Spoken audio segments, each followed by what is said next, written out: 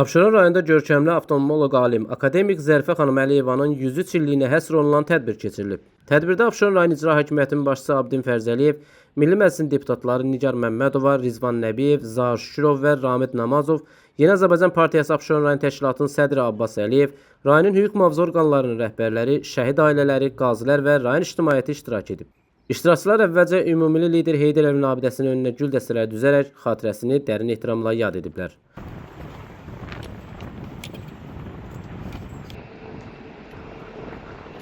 Xırdalan şəhəri Heydər Əliyev mərkəzində baş tutan tədbirdə xalqımızın ümumili lideri Heydər Əliyevin, akademik Zərifə xanım Əliyevanın və vətənimizin bütövlüyü uğrunda şəhidlik zirvəsinə ucalan bütün qəhrəmanlarımızın əziz xatirəsi bir dəqiqə sükutla anılıb.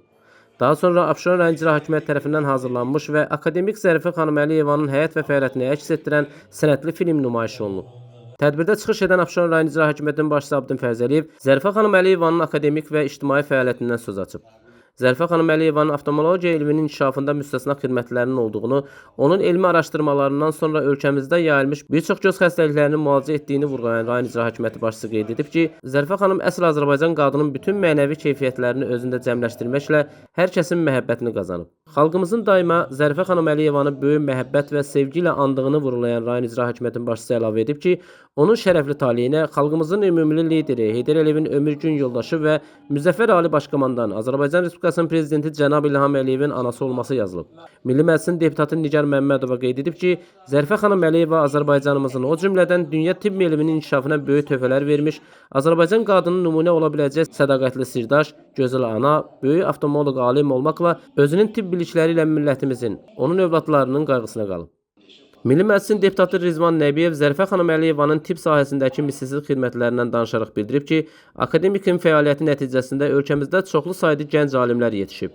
O, Zərifə xanım Əliyevanın ictimai fəaliyyətindən danışaraq qeyd edib ki, o, xeyirxah, humanist və ictimai xadim kimi xalqımızın yaddaşında qalıb və daima gözəl xatirələrlə anılıb. Sonra çıxış edən Vətən müharibəsi şəhidi Leytenant İlqar Vəliyevin həyat yoldaşı Abşeron rayon Mərkəzi Xəstəxanasının şöbə müdiri Təxminə Vəliyeva Zərifə xanım Əliyevanın həyat və fəaliyyətindən danışaraq onun oftalmologiya elminin inkişafındakı müstəsna xidmətlərindən, Azərbaycanda vaxtilə geniş yayılmış traxomanın müalicəsindəki fəaliyyətindən söz açıb.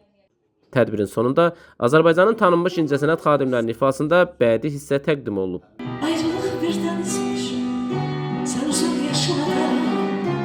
Ayrılıq birdənizmiş, sən uzaq yaşamada.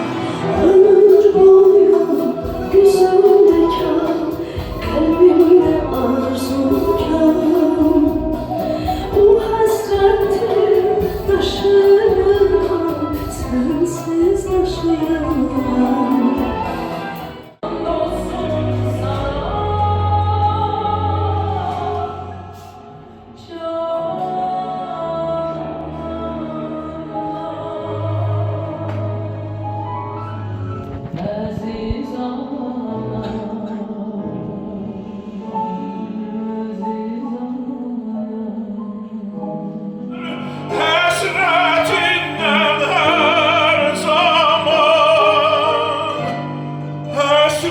Hasretinden her zaman gözüm kaldı bu yollarda ala göz. Nizami Rəsulov xüsusi olaraq Dinas TV üçün.